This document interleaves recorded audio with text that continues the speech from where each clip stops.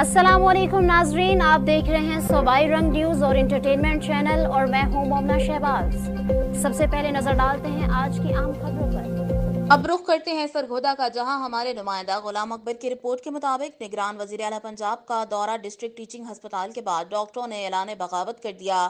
Young doctors और Pakistan medical association के doctors का शदीद एहतजाज और प्रेस कॉन्फ्रेंस। मेडिकल कॉलेज और DHQ अस्पताल के डॉक्टर खुमैरा अरशद को किसी सूरत भी प्रिंसिपल तस्लीम नहीं करेंगे। खुमैरा अरशद को प्रिंसिपल तैनात करके वजीर आला पंजाब के अहकामात की धज्जियां उड़ाई गईं। ये खातून पहले ही अस्पताल का बेड़ा गर्क कर चुकी है, जिसे प्रिंसिपल लगाया गया वो हुकूमत पंजाब के मुलाजिम ही नहीं, 7 यौम में अगर फैसला वापस ना लिया गया तो दमादम मस्त कलंदर होगा और OPD समेत तमाम अस्पताल को बंद कर देंगे। मरीजों को चेक नहीं किया जाएगा और एहतजाज का दायरा कार वसी करते हुए पूरे पंजाब में हड़ताल की जाएगी। इन ख्यालात का इजहार सदर MA डॉक्टर सिकंदर और सदर YDA डॉक्टर उसामा सईद क्या कहते हैं, ये सुनवाते हैं।